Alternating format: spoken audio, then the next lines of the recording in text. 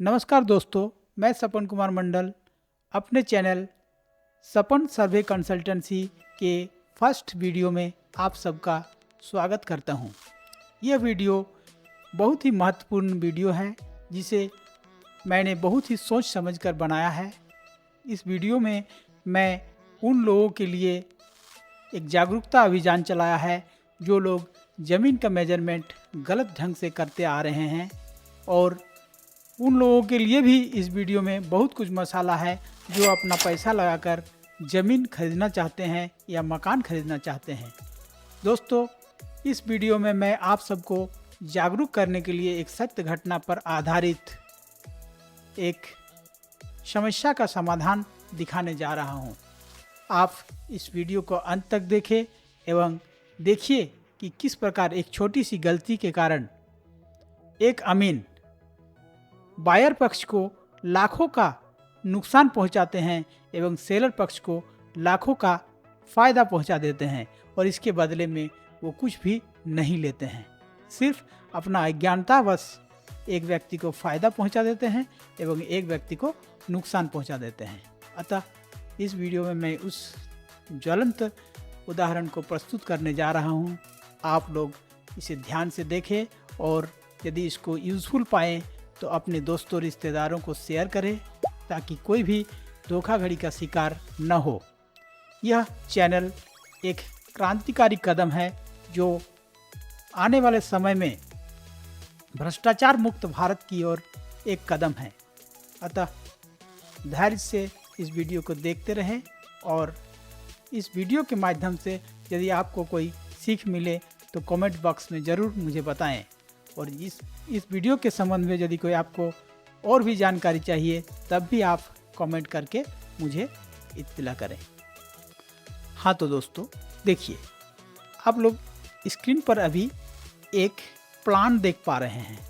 इस प्लान में बीचों बीच देखिए लिखा हुआ है हाउस टू बी सोल्ड। इसका मतलब जिस प्रॉपर्टी का मैं मेजरमेंट करने के लिए गया वो यही प्रॉपर्टी है जो पीला बाउंड्री के अंदर बना हुआ है। इसके नॉर्थ में आप देख रहे हैं नेबरिंग हाउस लिखा हुआ है, यानी उत्तर तरफ पड़ोसी का मकान है। साउथ में विलेज रोड, दक्षिण में ग्रामीण रास्ता है, और पूरब में नेबरिंग हाउस है, और पश्चिम में भी नेबरिंग हाउस है। ये मेरा ऑब्जर्वेशन है, जिसको मैं जब जमीन में जाकर के बाउंड्री टू बाउंड्री मापी किया तो नॉर्थ बाउंड्री 57 फीट पाया, साउथ जो फ्रंट साइड का बाउंड्री है वो भी 57 फीट पाया, पूरब का बाउंड्री भी 57 फीट पाया, और पश्चिम का बाउंड्री भी 57 फीट पाया। इस आधार पर हम लोगों ने एक निष्कर्ष पर पहुंचा कि जमीन लगभग 4.5 कट्ठा के आसपास है। और हम लोग ने प्रॉपर्टी पर डिस्कशन करने के लिए बैठा तो जो इस घर का ओनर है, फिलहाल ओनर है, वो अभी सेलर भी है क्योंकि वो ज़मीन को बेचना चाह रहे हैं। और मैं जिसके तरफ से इस प्रॉपर्टी को नापने के लिए गया हूँ वो इस समय उस ज़मीन को खरीदने के लिए मकसद से नापी करा रहे थे, इसलिए वो बायर है। बायर मुझे लेकर के इस प्रॉपर्टी के ओनर के पास गया और हम लोगों ने ड्राइंग रूम में बैठा नापी करने के पहले। ये जो मेजरमेंट लिखा हुआ तो मैंने मेजरमेंट करने के बाद का इस ड्राइंग को बनाया हूँ, लेकिन पहले हम लोग जब ड्राइंग रूम में बैठा तो मैं ज़मीन मालिक से उसका कागजात मंगाया, और बातचीत के क्रम में हम लोगों ने कहा कि ज़मीन लगता है कुछ कम है। इस बात पर ज़मीन मालिक खासा नाराज़ हुए और बोले कि हमने 5 कट्ठा ज़मीन खरीदा है और 5 कट्ठा ज़मीन नापी करके लिया है, 60 फीट बाय 60 फीट इसका लेंथ और विड्थ है, तो फिर ये ज़मीन 5 कट्ठा से कम कैसे है। तब फिर मुझे उन्होंने अपना डीड दिखाया।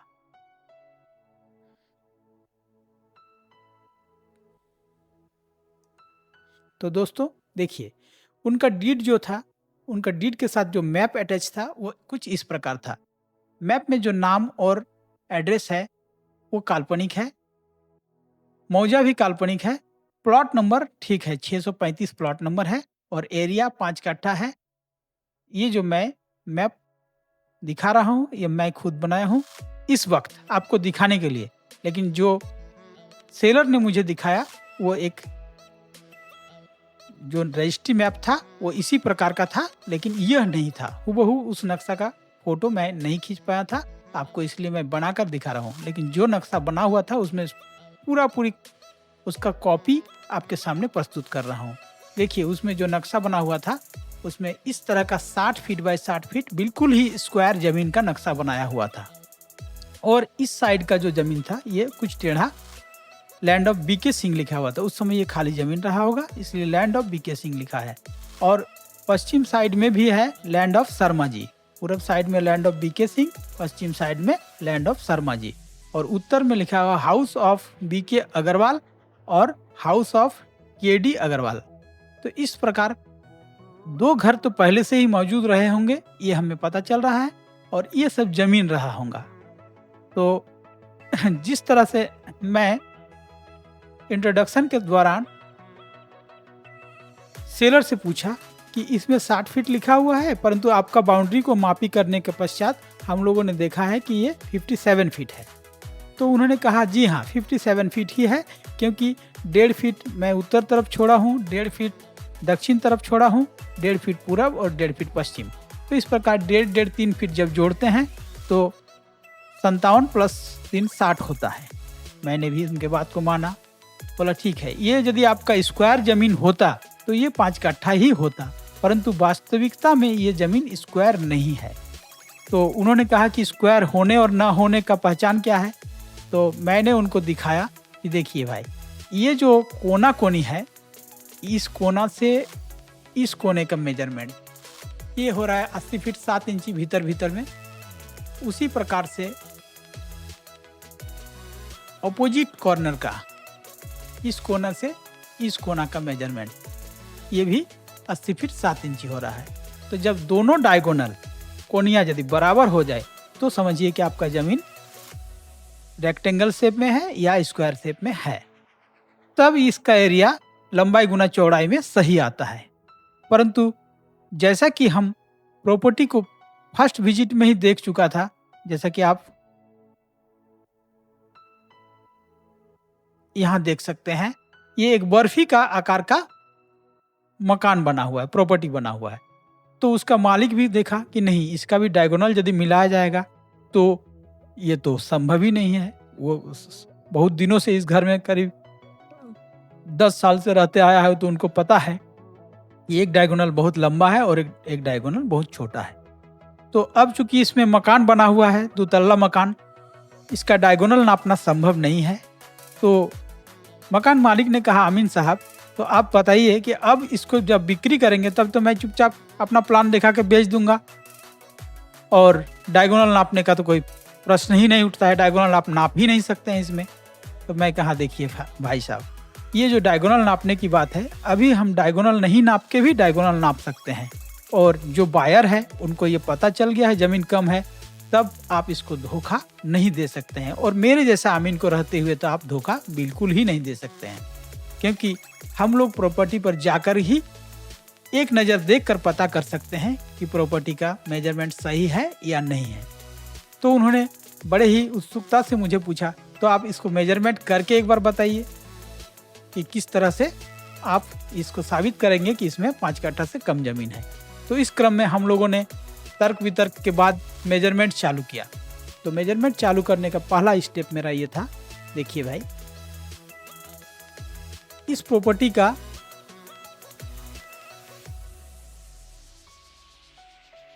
उत्तर पूर्वी कोना से मैं अपना फीता चलाया, और इस कोना के दीवार से होते हुए सटाते हुए, देखिए इनका दीवार जो इधर भाग जा रहे हैं तो भागना नहीं है, सटाते हुए बाउंड्री में सटाते हुए रास्ता का एकदम अपोजिट साइड तक नाप लिया। एक नापी ले लिए। देखिए जिस पर फीता चलाए उसको हम लोग लाल अंक से अंकित कर दें। इसका जो येलो वाले भाग है इसको मैं थोड़ी देर के लिए पॉज करता हूँ।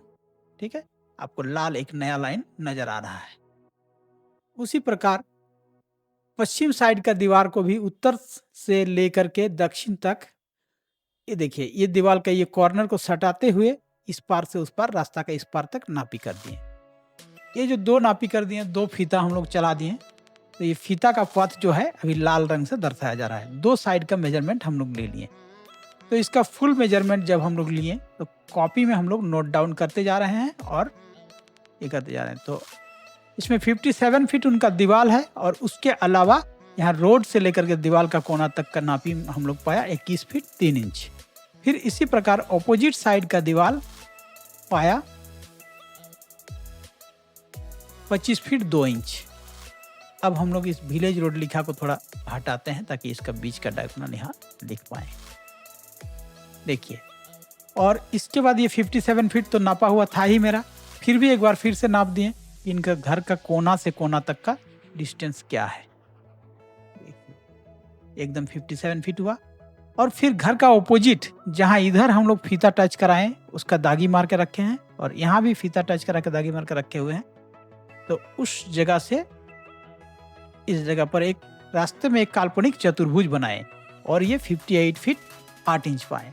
और इस चतुर्भुज का हम लोगों ने डायगोनल ले लिया।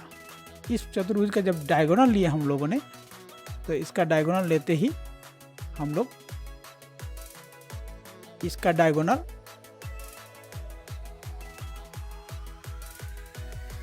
ये 51 फीट 11 इंच प्राप्त किया। हाँ, तो जैसा कि हम लोगों ने इसका नापी किया रास्ता का, तो 25 फीट 2 इंच पाया, पूरब साइड 21 फीट 3 इंच पाया, मकान का जो फ्रंट था वो 57 फीट था, फ्रंट का अपोजिट साइड का जो कोना हम लोगों ने 58 फीट 8 इंच पाया और डायगोनल 51 फीट 11 इंच पाया। इस शेप को हम लोगों ने एक फ्रेश जगह पर अपना लैपटॉप की सहायता से ड्राइंग कर दिया। सिर्फ ये बाहरी पोजीशन को, इसका ड्राइंग को मैंने कॉपी करके एक जगह ले जाता, जैसा कि आप देख सकते हैं। एक हम लोगों ने एक नया जगह पर इसको ड्रॉ किया। दोस्तों, ये रास्ता का ड्राइंग हम लोगों ने प्राप्त किया। देखिए, रास्ता का ड्राइंग जो प्राप्त किया हम लोगों ने एकदम बिल्कुल डायगोनल के साथ एक ड्राइंग रास्ता का खाली स्थान का ड्राइंग बना दिया है। जो ये मकान का फ्रंट है और ये पश्चिम साइड का तिरछा भाग है, जैसा कि उसका रे हम लोगों ने पाया था दीवार से, और ये पूरब साइड का भाग है। और ठीक ये जो लाइन है, इस लाइन का एक्सटेंशन में ही एकदम सीधा में 57 फीट इनका दीवार है और इस लाइन का सीधा में 57 फीट दीवार है। तो इस दीवार को 57 फीट बनाने के लिए हम लोगों ने अपना लैपटॉप में 57 फीट का एक सर्कल बनाया। 57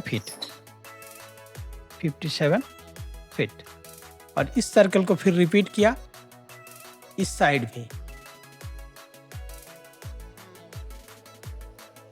और अपना एक्सटेंड कमांड से 57 फीट लंबा तक इसको हम बढ़ाते हैं। देखिए, जहां तक 57 फीट का सर्कल बना हुआ है वहां तक लाइन जाकर के रुक जाएगा, इससे आगे नहीं जा सकता है, सर्कल काटा हुआ है। उसी प्रकार से यहाँ से भी हम लोग सर्कल काट कर 57 फीट में रुक दिए। अब ये जो व्हाइट लाइन है, इस व्हाइट लाइन के पास हमारा इंड लाइन है, तो इंड लाइन का मेजरमेंट लेते हैं। जो पिछला दीवार है उसके साथ मैच करना चाहिए। पिछला दीवार है 57 फीट का, देखिए ये भी 57 फीट का मेजरमेंट मैच कर गया और ये भी हमारा 57 फीट का मेजरमेंट मैच कर गया और ये भी 57 फीट का मेजरमेंट मैच कर गया। ये मकान का हूबहू प्रारूप तैयार हो गया और ये सर्कल को हम लोग हटा दिए।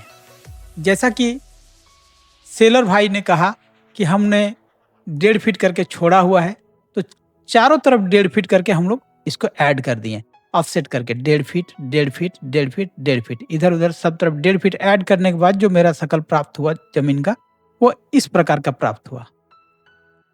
और 1.5 फीट का भीतर भीतर जो हमारा डायगोनल प्राप्त हुआ वो हम लोगों ने देखा कि 61 फीट 9 इंच प्राप्त हुआ। लेकिन 1.5 फीट लेने के बाद, जब 1.5 फीट ले लिए तो डायगोनल को भी एक्सटेंड करेंगे। देखिए, इस डायगोनल को एक्सटेंड कर दिए, इसको भी एक्सटेंड कर दिए, इंटर। देखिए, अब जो नया डायगोनल प्राप्त हुआ हम लोग का, ये 60 फीट बाय 60 फीट पर प्राप्त हुआ। देखिए, इसका बाहरी दीवार देखिए, ये यहाँ से यहाँ तक 60 फीट है ना, और ये देखिए 1.5 फीट ऐड करने के बाद बाहर तरफ ये 60 फीट और ये 60 फीट, और ये भी पूरब साइड वाला भी 60 फीट। हम लोग का पूरा सेफ प्राप्त हो गया। अब सेलर जी को मैंने दिखाया कि देखिए आपका जमीन का ये सेफ है, 60 बाय 60 बाय 60 तो हो गया। तो 60 बाय 60 अगर ये फुल्ली स्क्वायर रहता तो इसको हम लोग 3600 स्क्वायर फीट मानते, लेकिन ये स्क्वायर नहीं है, क्योंकि देखिए ये बाहरी डायगोनल आपका है, जो छोटा डायगोनल ये 65 फीट का है, और बड़ा डायगोनल जो है ये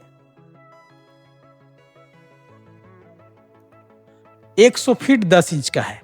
तो उन्होंने कहा कि क्या आप नाप करके दिखा सकते हैं? तो मैंने कहा यदि आप बिल्डिंग किसी कारण से अगर गिराते हैं, इस पर फ्लैट बनाना चाहते हैं, तो जमीन को सबसे पहले समतल कर दीजिए और मैं नाप करके दिखा दूंगा कि इस जमीन पर यदि यही डायगोनल नहीं प्राप्त हुआ तब आपका जमीन का जो कॉस्ट पड़ेगा वो मैं आपको देने के लिए तैयार हूँ। तो उन्होंने कहा कि नहीं, ये साइंटिफिकली प्रूव्ड है, और उनका साथ जो अमीन था, सेलर्स अमीन, उन्होंने भी अप्रूव किया कि ये यही सही है, और हम लोगों ने बिना डायगोनल करके जो नापी किया था वो गलत था। तो इस प्रकार हम लोगों ने 2 त्रिभुज प्राप्त किया, और दोनों त्रिभुज को अलग अलग एरिया निकाले हीरोज थ्योरी ऑफ एरिया के द्वारा। तो इस वक्त मैं हीरोज थ्योरी के द्वारा नहीं करूँगा, क्योंकि हम लोग जब ऑटोकैड का यूज़ कर रहे हैं तो ऑटोकैड में एरिया कमांड बिल्कुल ही आसान है। तो उसके लिए हम लोग इसका बाहरी कोना से एक पॉलीलाइन लेते हुए एक बाहरी अलग शेप बनाते हैं। इस शेप को देखिए, इसको जब शेप बना लिए तो इसको अलग से हम लोग एक जगह में उठा कर ले जाते हैं मूव कमांड के द्वारा, ताकि आपको साफ साफ दिखे कि ये 60 बाय 60 का शेप जो है ये अलग हो गया।